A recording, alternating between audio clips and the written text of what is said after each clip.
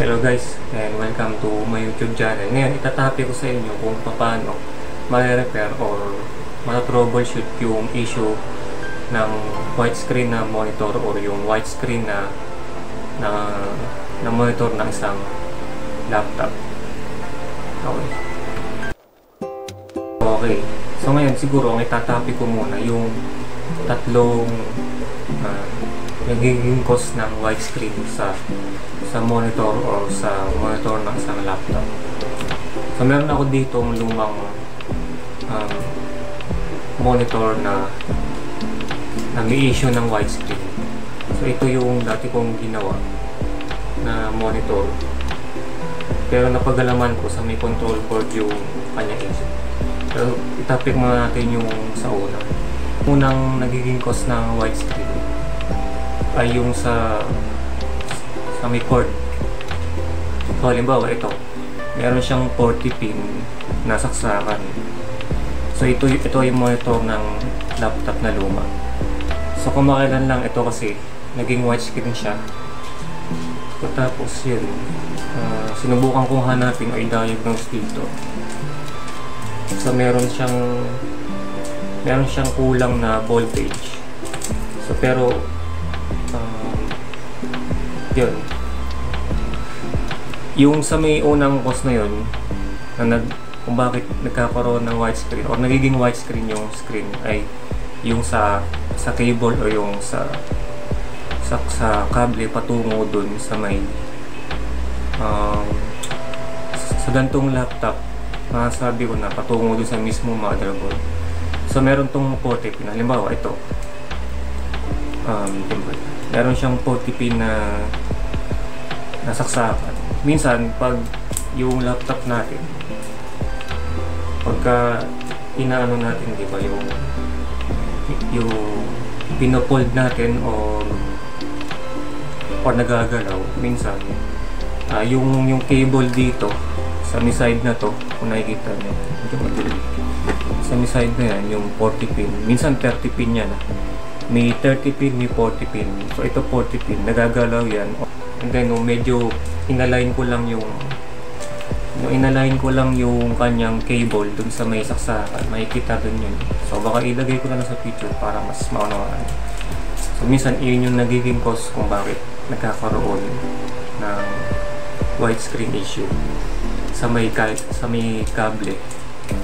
So pag ganun guys, subukan nyo lang galaw-galawin yung monitor ng laptop nyo, yung mga naka-fold. Pagtaas yung gano'n, makikita nyo dito yung wire nun eh. Sa akin, ginalaw ko lang, tinani ko lang na gano'n, na bumalik siya sa dati, nag-display ulit, wala yung widescreen. So yun yung unang nagiging cause kung bakit nagkakaroon ng widescreen. Minsan to this.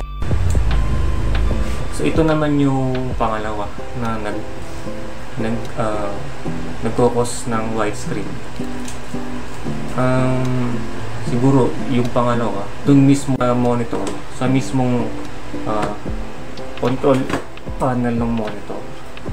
Pero yung sa laptop kasi, kung may napanood na kayo na video tungkol sa widescreen, diba? So yun yung pangalawang nagiging cause niya. So may mga ano kasi, yung sa may saksakan ng 40 pin, yung nandito, napunta siya doon sa may yun, sa may saksakan ng motherboard sa may laptop. Pagkatapos nagkukulang siya ng supply ng 3.3 volts. So yun yung pangalawang nagiging cause kung bakit nagkakaroon ng widescreen. So yung pangatlong cause kung bakit nagkakaroon ng widescreen dito na mismo sa mismong monitor. So dito sa monitor na to, sa troubleshoot ko sa kanya, napag-alaman ko na merong nawawalang supply ng voltage dito sa may controller. So yun yung pangatlo. Dito na yun sa mismong panel. Sa mismong panel na yun ito yung panel niya, control panel. So pag nawala ng voltage ng 3.3 volts sa control panel, hindi rin siya mag-widescreen. Chinek ko yung BDS. Sorry, nakalimutan. Kasi ko yung supply niya dito, wala siyang 3.3 volts sa may part na to. Yan, may na-repair akong isa, kaso nakalagay na dun sa laptop ko Yung na-repair ko na yun, yung isang na-repair ko na ganito, mas bago siya. 40 pin din siya pero slim type yung monitor na nagawa ko na yun dun sa isa kong laptop. Nahanapan ko siya ng capacitor. Meron siyang capacitor na maliit Hindi ko makita. So yung capacitor na maliit pa dito yun. Basta may maliit siyang capacitor sa may part na dito. Basta dito yun. Pero iba yung ano yan, siyempre. Iba yung structure niya. So may natanggal akong capacitor na maliit. Tapos tinest ko sa multitester. Unang attempt ko pa lang na gumamit ako ng hot air gun. Nagkaroon siya ng short, and then nung tinest yun, naayos siya. So yun yung pangatlo. Worth it pa ba ipagawa yung widescreen?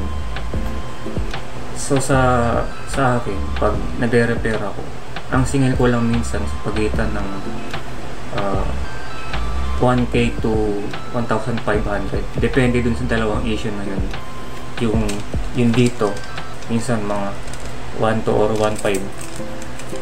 Or yung isa naman na issue na kung saan yung binajumperan na minsan 1K lang. Pag binuksan ko yung likod pagkatapos nahanap ko na yun yung problema, binajumperan ko kagad yun. So depende sa inyo kasi ang common na halaga ng screen, meron akong nakita sa Shopee. So bumili ko dati yung 30 pin na hindi katulad nito. 30 pin yung dito niya, tapos slim type, nasa 1.6 yung halaga niya. So worth it pa naman kung depende rin sa model ng laptop kasi may iba yung size ng 15 inches kasi 14 inches lang yung nabili ko noon. Ito nasa ano rin to 15 inches din to. So nasa 2.5 yung halaga nun. So ganun siya. Thank you for watching and don't forget to subscribe. Yun. See you again for my next video.